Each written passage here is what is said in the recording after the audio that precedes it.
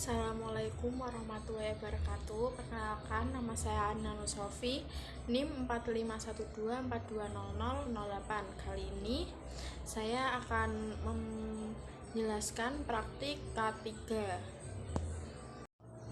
Nah, tujuan K3 kali ini untuk menjamin keselamatan dan kesehatan kerja laboratorium dari resiko-resiko yang ada di laboratorium. Menurut ILO, keselamatan kerja adalah promosi dan pemeliharaan derajat tertinggi kesejahteraan fisik, psikologis, dan sosial semua pekerja di semua jenis pekerjaan. Pencegahan masalah kesehatan kerja dan perlindungan menempatkan dan memelihara pekerja di lingkungan kerja yang sesuai dengan kondisi fisik dan psikologis kerja. Nah, yang pertama ada bahaya di laboratorium. Potensi bahaya di laboratorium diantaranya adalah bahan kimia termasuk di dalamnya yang menyebabkan kanker, racun, iritan, polusi, bahan yang mudah terbakar, asam dan basa kuat, dan lain-lain. Potensi bahaya biologi berasal dari darah dan cairan tubuh, spesimen kultur, jaringan tubuh, hewan percobaan, maupun pekerja lainnya. Yang kedua, ada simbol bahan kimia berbahaya. Piktogram adalah label berbahaya yang membawa informasi spesifik tentang bahaya bahan kimia dengan menggunakan simbol ditambah elemen grafis lainnya seperti border, pola latar belakang, atau warna. Simbolnya eksplosif atau mudah meledak. Penanganannya, hindari bahan-bahan dari pukulan atau genturan, gesekan, pemanasan api, dan sumber nyala bahkan tanpa oksigen atmosferik. Bahayanya yaitu bersifat mudah meledak dan adanya panas atau percikan bunga api, gesekan atau genturan. Yang kedua ada oxidizing atau mudah teroksidasi. Penanganannya menghindari bahan dari panas dan reduktor yang bersifat mudah menguap dan mudah terbakar melalui oksidasi atau mudah menghasilkan oksigen pada suhu panas. Yang ketiga ada flammable atau mudah terbakar. Penanganannya menjauhkan bahan dari benda yang mengeluarkan api. Sifatnya yaitu mudah mengakibatkan kebakaran jika berinteraksi atau bereaksi langsung dengan O2. Yang keempat ada korosif. Penanganannya yaitu dengan menghindari kontak langsung antara bahan dengan kulit atau benda yang bersifat logam. Sifat dari korosif tersebut dapat merusak jaringan hidup, dapat mengiritasi kulit, gatal, hingga kulit terkelupas. Nah, yang kelima yaitu ada harmful, iritan atau bahaya iritasi. Menghindari kontak langsung antara bahan dan kulit. Kode XN yaitu dapat memberikan resiko pada pernafasan. Nah, sedangkan kode XI dapat menyebabkan resiko inflamasi. Yang keenam ada toksik atau beracun.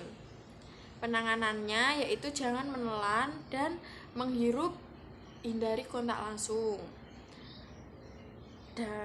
Dapat menyebabkan keracunan bersifat kronis.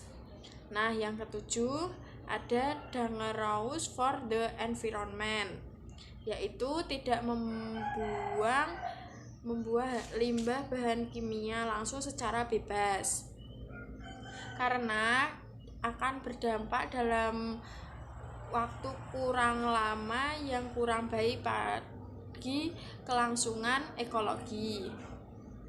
Nah, yang ketiga yaitu ada alat-alat keselamatan kerja di laboratorium. Yang pertama yaitu ada jas lab. ini yang saya pakai. Fungsinya melindungi diri dari percikan bahan kimia berbahaya. Yang kedua ada kacamata keselamatan kerja, yaitu fungsinya melindungi mata dari percikan larutan kimia yang berbahaya dan panas. Yang ketiga ada masker gas, melindungi organ pernafasan agar tidak terhirup langsung oleh tubuh. Yang keempat ada kaos tangan keselamatan, fungsinya yaitu sebagai pelindung tangan agar tidak terjadi gatal-gatal karena cipratan bahan kimia. Yang kelima yaitu ada sepatu keselamatan, yaitu melindungi kaki dari larutan atau bahan kimia yang tumpah. Nah, selanjutnya yang keempat ada alat-alat kimia di laboratorium. Yang pertama yaitu ada labu ukur.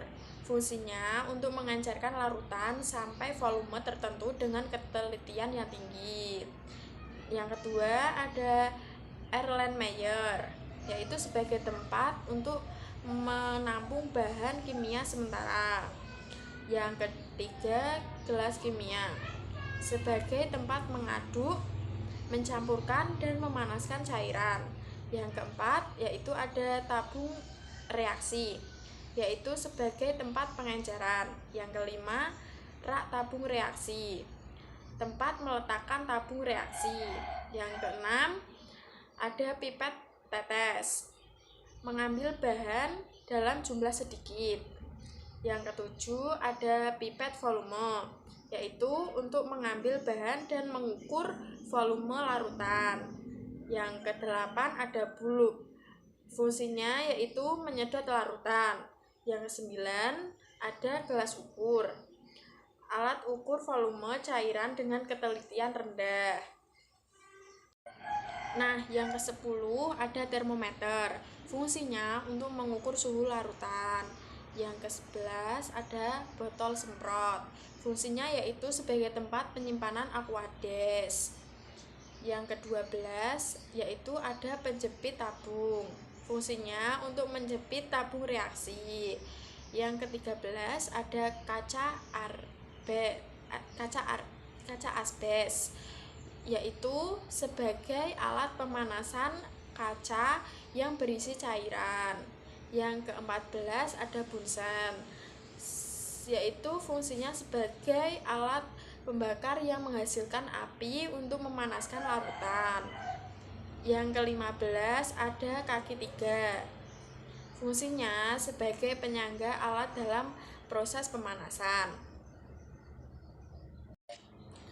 Nah, selanjutnya yaitu yang terakhir ada kesimpulan. Kesimpulan dari praktikum tadi dapat disimpulkan bahwa laboratorium memiliki potensi bahaya yang cukup tinggi dan telah banyak memakan korban akibat kecelakaan kerja. Namun, kecelakaan tersebut dapat dihindari dengan cara menerapkan K3 laboratorium dengan benar. Kecelakaan laboratorium terjadi akibat tidak mematuhi K3